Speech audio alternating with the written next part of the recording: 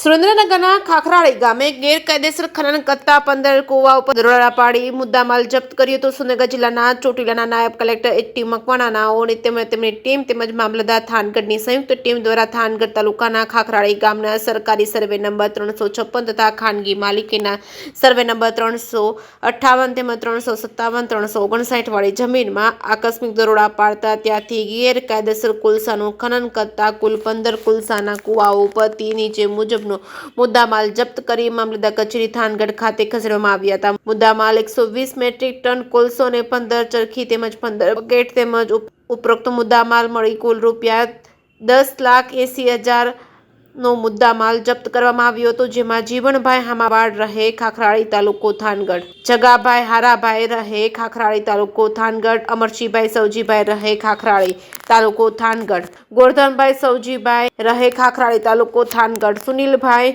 મનુભાઈ રહે થાનગઢ તાલુકો થાનગઢ, મનુભાઈ રહે થાનગઢ ઉપરોક્ત તમામ ઇસમોને નિયમો અનુસાર કાર્યવાહી હાથ ધરવામાં આવી છે. કેસી ગુજરાતી સાથે મહેશ ઉતરિયા, સુરેન્દ્રનગર.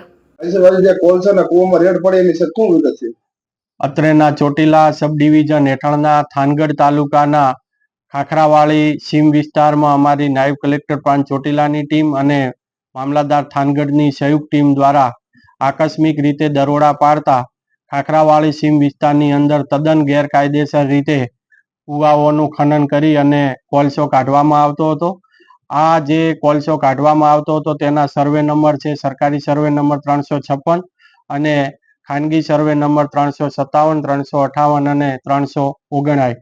આ જે તદ્દન ગેરકાયદેસર રીતે કોલસાનું જે ખનન કરવામાં આવતું હતું ત્યાંથી જે મુદ્દામાલ છે મુદ્દામાલ જપ્ત કરવામાં આવેલો છે. જેની વિગત છે 120 મેટ્રિક ટન કાર્બોસેલ એટલે કે કોલસો, 15 ચરખીઓ અને 15 બકેટ તેમજ 2 બેરલ ડીઝલ આ મળી આવેલ છે. આ તમામે તમામ મુદ્દામાલની વિગત છે 10,80,000. આ તમામે તમામ મુદ્દામાલને ભરી અને ચોટીલા તેમજ થાનગઢ મામલતદાર કચેરી ખાતે ખસેડવામાં આવેલ છે.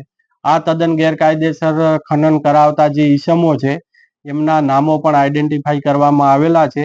જેમાં જીવણ હામા ભરવાડ રહે ખાખરાળી, જાગા રાહા ભરવાડ રહે ખાખરાળી, અમરસિંહભાઈ સવજીભાઈ રહે ખાખરાળી, ગોરધનભાઈ સવસીભાઈ, સુનિલભાઈ મનુભાઈ ભરવાડ રહે થાનગઢ અને મનુભાઈ ભરવાડ રહે થાનગઢ. આ ઉક્ત 6 ઈસમો દ્વારા આ તદ્દન ગેરકાયદેસર રીતે પ્રવૃત્તિ કરવામાં આવતી હતી. આ તમામે તમામ ઈસમો સામે જુદા જુદા કાયદાઓ અંતર્ગત તેઓની સામે કાયદેસરની કાર્યવાહી હાથ ધરેલ છે.